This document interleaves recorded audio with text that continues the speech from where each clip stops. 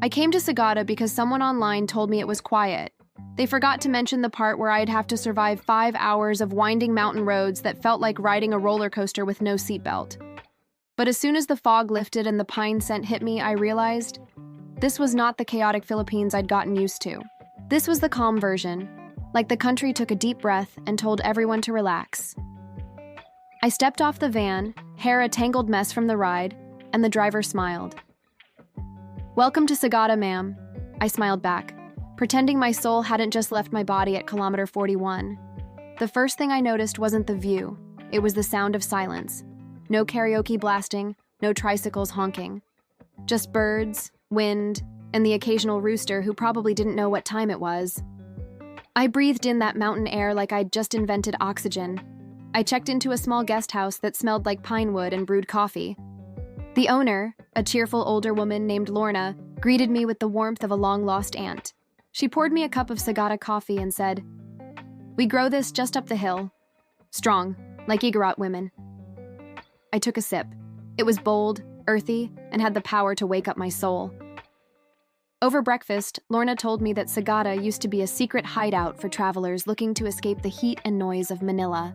Now it's still quiet, but full of stories carved into caves, mountains, and even the sky. My first stop, the hanging coffins. I had seen the photos online, but standing there in person, looking up at wooden boxes nailed into limestone cliffs, I got chills. Not the horror movie kind, the awe kind. A local guide named Brian explained, "Our ancestors believed the higher you are, the closer you are to heaven, so they buried the dead up there." I nodded, pretending not to be terrified of heights. The guide smiled. "You can't take selfies with the coffins, ma'am. Spirits don't like that." "Got it," I said, tucking my phone away immediately. The last thing I needed was an angry ancestor haunting my vlog. We hiked a little further, and the path was slippery from Mountain Dew. I slipped once, and Brian caught me with the reflexes of a superhero. "Careful," he said. "The spirits don't like clumsy tourists either." I laughed. "Then I'm doomed." By noon, I was starving. Lorna had packed me something called atog, smoked pork that tasted like bacon that had survived a typhoon. I sat on a rock overlooking the valley, eating it with rice and staring at clouds that seemed close enough to touch. I felt so far away from the world. No malls, no fast food, no Wi-Fi. Just me, the mountains, and a pig who probably gave its life for this moment. That is when it hit me. This was the first time in weeks I wasn't just scrolling through my phone. I wasn't thinking about emails or views or who liked my latest video. I was just there, present. Maybe Sagada wasn't too quiet because nothing happens here. Maybe it is quiet so you can finally hear yourself think. In the afternoon, I decided to explore Sumaguing Cave, known for its slippery rocks and echoing chambers. Brian handed me a kerosene lamp and said, "This is your flashlight." I looked at it like he'd given me a medieval torch. The cave was dark, damp, and full of surprises, including a rock shaped like a giant frog and another that suspiciously looked like a giant. Well, let's say creative sculpture. Brian said, "That's the king's curtain." I nodded, pretending not to blush. We crawled, climbed, and slid through the cave for 2 hours. I fell twice, screamed 4 times, and laughed the whole way through.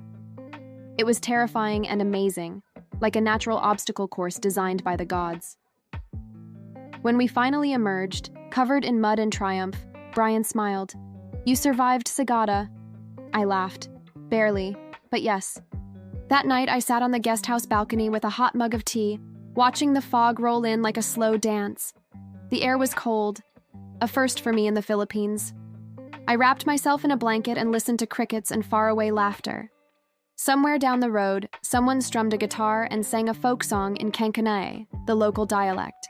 I didn't understand the words, but I understood the feeling. Peace.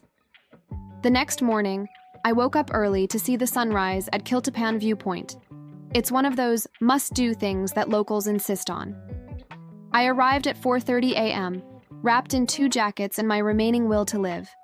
A small group of travelers were already there, sipping coffee and waiting for the sun. When it finally appeared, golden, slow, and majestic, it lit up a sea of clouds that looked like whipped cream stretching forever. Everyone gasped.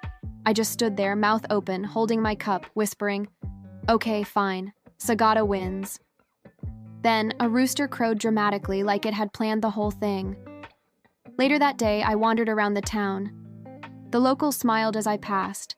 Some kids waved, and a few old men invited me to join them for coffee outside a sari-sari store. We talked about weather, crops, and why I looked like Elsa from Frozen. They laughed at my attempts to speak a few Kankanai words. I probably told them their goat was handsome instead of saying thank you. I learned that in Sagada, everyone knows everyone.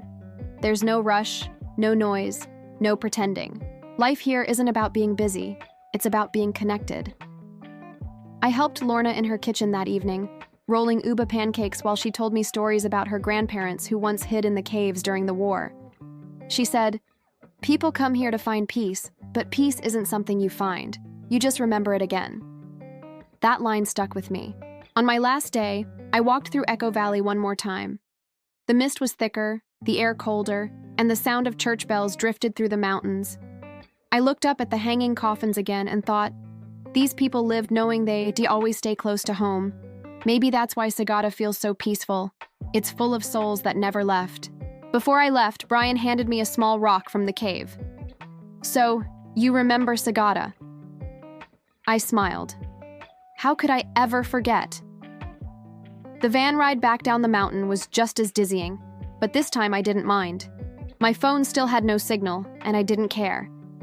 I looked out the window, watching pine trees fade into lowland rice fields, and thought, sometimes the best Wi-Fi signal is the one that connects you back to yourself.